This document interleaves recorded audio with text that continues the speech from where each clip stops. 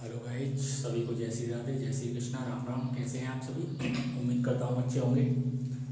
आपका बहुत बहुत स्वागत करता हूँ मैं प्रियांशु सिंह आपके अपने YouTube channel master of mathematics में। तो आइए आज की शुरुआत करते हैं रीमन इंटीग्रल के लेक्चर नंबर 11 से। 10 लेक्चर इससे पहले हो चुके हैं। चैप्टर 1 आपका चल रहा है BSc first year first semester math. ठीक है, तो मैंने पिछले लेक्चर में आपको 2-3 थ्योरम बताई थी जो काफ़ी ज़्यादा इंपॉर्टेंट थी। दो मैंने आपको, एक तो कंटिन्यूटी ऑफ इंटीग्रल फंक्शन बताया था और उसके बाद में दो fundamental theorem, first fundamental theorem of integral calculus and second fundamental theorem of integral calculus बताई थी। आज हम मीन वैल्यू थ्योरम के बारे में डिस्कस करेंगे जो फंडामेंटल थ्योरम से भी ज़्यादा इंपॉर्टेंट है। ठीक है, तो जो भी साथी नए हैं वो एक बार वीडियो को लाइक करके चैनल को शेयर कर दें और सब्सक्राइब करके बेल आइकन को प्रेस कर लें, क्योंकि फर्स्ट ईयर फर्स्ट सेमेस्टर का पूरा सिलेबस यहाँ पे आपको चैप्टर वाइज मिलने वाला है। पूरी प्लेलिस्ट बनी हुई है, डिफरेंशियल इक्वेशन की आप देख सकते हैं और इंटीग्रल कैलकुलस की आपकी शुरुआत हो चुकी है। अगर आप कि आस पड़ोस में रिश्तेदारी में कोई भी सेकंड सेमेस्टर का छात्र है तो उसके लिए भी आपका शुरू हो चुका है, सिलेबस में अपलोड कर चुका हूँ सेकंड सेमेस्टर का। 1-2 दिन में क्लास स्टार्ट हो जाएगी। ठीक है, तो फर्स्ट मीन वैल्यू थ्योरम के बारे में डिस्कस करेंगे आज। फर्स्ट मीन वैल्यू थ्योरम, ठीक है, इंटीग्रल कैलकुलस की होती है, वो मैं बार बार नहीं लिखूंगा। ठीक है, फर्स्ट मीन वैल्यू थ्योरम, पहली मीन वैल्यू थ्योरम क्या होती है उसके बारे में हम डिस्कस कर रहे हैं। अगर आपका f belongs to R a b है, इसका मतलब आप अच्छी तरह से जान चुके हैं। इसका मतलब क्या होता है, अगर इस तरीके से लिखा हुआ है तो इसका मतलब है जो f आपका फंक्शन है वो क्या है, रीमन इंटीग्रेबल है। एंड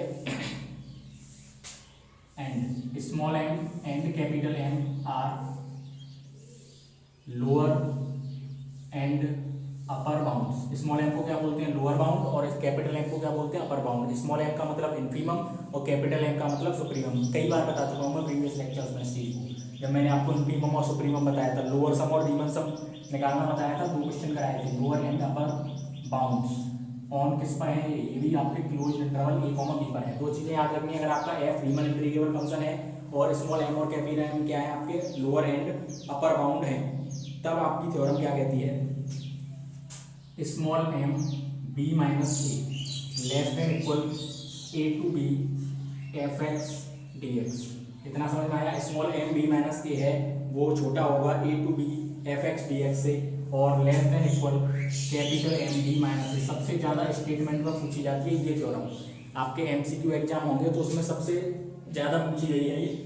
क्या होती है, फर्स्ट मीन वैल्यू थ्योरम। अगर आपका f कोई भी रीमन इंटीग्रेबल फंक्शन है, स्मॉल m आपका लोअर बाउंड और कैपिटल M अपर बाउंड है क्लोज इंटरवल a, b पर, तो small m into B minus A छोटा होता है integral a to b F x D X से, और ये भी छोटा होता है capital M b minus A से। यानी कि सबसे बड़ा क्या होता है आपका अपर बाउंड होता है, उससे छोटा क्या होता है integral a to b F x D x, और सबसे छोटा क्या होता है स्मॉल m b माइनस ए।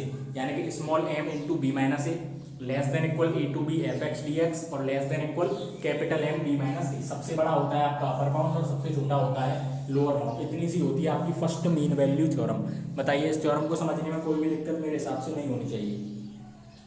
ठीक है, फर्स्ट मीन वैल्यू थ्योरम का स्टेटमेंट आप याद रखेंगे। अगर कंटेंट अच्छा लग रहा है तो वीडियो को लाइक कर दीजिए। इसके बाद हम सेकंड मीन वैल्यू थ्योरम पढ़ेंगे, second mean value theorem of integral calculus. Second, पहली थ्योरम तो आपकी सरल थी, इसको भी सरल बनाएंगे। सेकंड मीन वैल्यू थ्योरम, ठीक है। सेकंड मीन वैल्यू थ्योरम में क्या होगा, दो फंक्शन होंगे। जैसे आपने सेकंड फंडामेंटल थ्योरम पढ़ी थी, फर्स्ट फंडामेंटल थ्योरम में एक फंक्शन था, सेकंड में दो फंक्शन थे। इसी तरह इसमें आपके दो फंक्शन होंगे।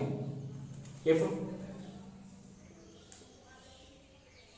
f belongs to RAB and g also belongs to RAB, f और g आपके दो फंक्शन हैं, वो दोनों किसमें बिलोंग कर रहे हैं, रीमन इंटीग्रेबल है। f और g आपके क्या है, रीमन इंटीग्रेबल फंक्शन है।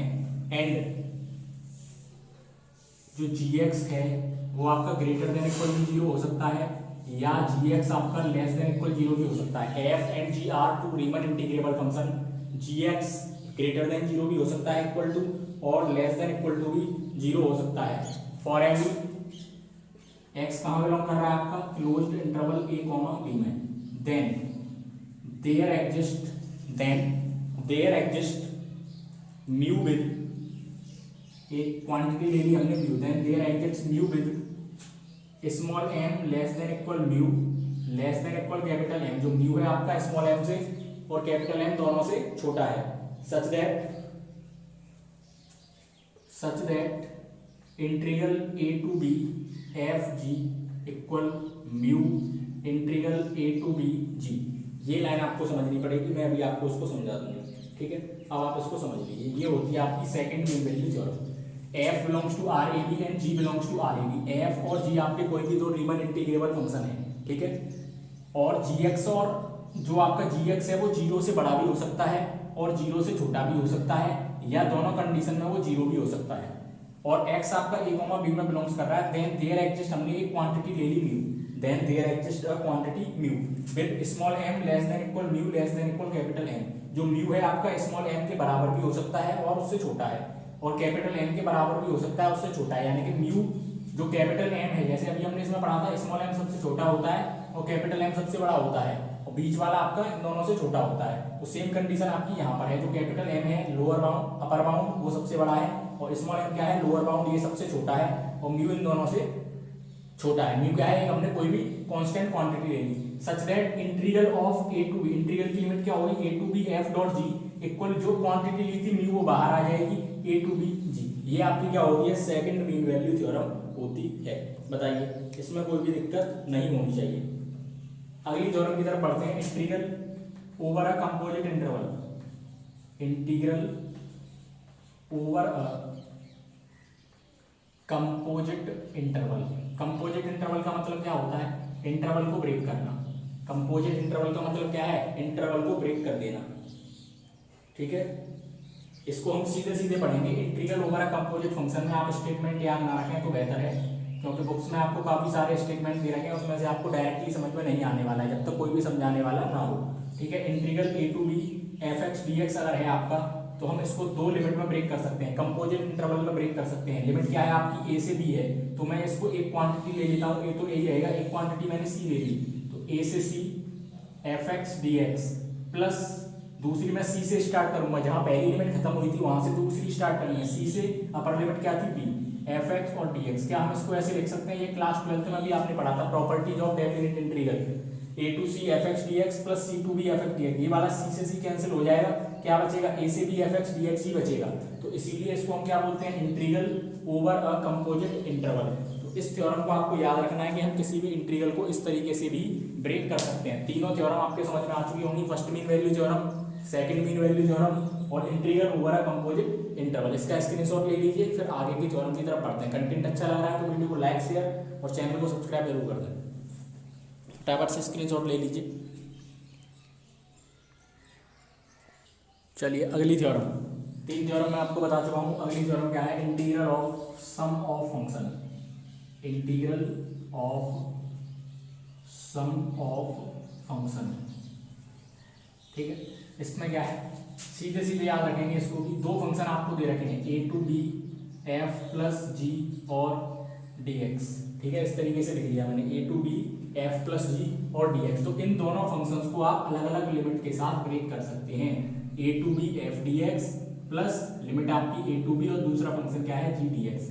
यानी कि इसका कहने का मतलब क्या है, अगर आपका एफ जो फंक्शन है वो रीमन इंटीग्रेबल है और आपका दूसरा फंक्शन जी वो भी क्या है, रीमन इंटीग्रेबल है, तो उन दोनों फंक्शंस का सम जो एफ प्लस जी होगा वो भी क्या होगा, रीमन इंटीग्रेबल होगा। बताइए समझ में आया कि नहीं आया। Integral of sum of function क्या कहता है, अगर आपके पास दो फंक्शन है एफ और जी, दोनों फंक्शन क्या है, रीमन इंटीग्रेबल है, तो उन दोनों फंक्शंस का जो सम होगा एफ प्लस जी वो भी रीमन इंटीग्रेबल होगा। ये थ्योरम आपको बहुत ही अच्छी तरीके से याद हो जाना चाहिए। क्या कहती है integral of sum of function, एक बार मैं दोबारा से रिपीट कर देता हूँ। दो फंक्शन है आपके पास एफ और जी, दोनों फंक्शन क्या है, रीमन इंटीग्रेबल है, तो उन दोनों फंक्शन का जो सम होगा एफ प्लस जी, एफ और जी दो फंक्शन को जोड़ेंगे तो क्या आएगा, एफ प्लस जी। अब उन दोनों फंक्शन का जो सम जो होगा वो भी क्या होगा, रीमन इंटीग्रेबल। अपने आप स्टेटमेंट बना सकते हो उसका, if f and g are Riemann integrable function then sum of both functions that means f plus g is also Riemann integrable. बताइए, इससे सरल थ्योरम इस रीमन इंटीग्रल में आपको नहीं मिलेगी। बहुत ही ज्यादा सरल थ्योरम हो गई है। तो a to b f plus g d x equal a to b f d x plus a to b g d x, ठीक है। इसके बाद आता है integral of scalar multiplication, scalar multiple, integral of scalar multiple of function, ये भी काफी ज्यादा सरल है। आप बुक में देखोगे तो आपको बुक में देख के नहीं समझ में आएगा, बुक में आपको सरल नहीं लगेगी, क्योंकि बुक में इस लैंग्वेज में लिखा होता है कि आप बस भूल जाते हो देख के।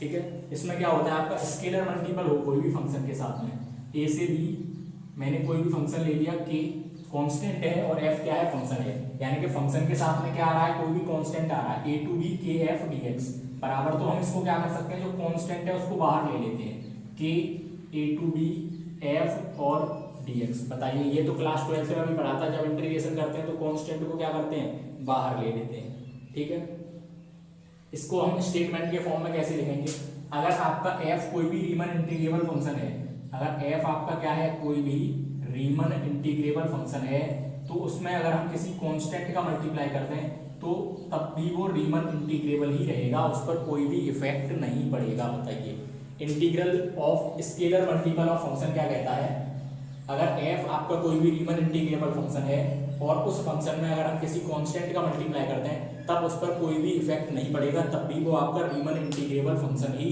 रहेगा।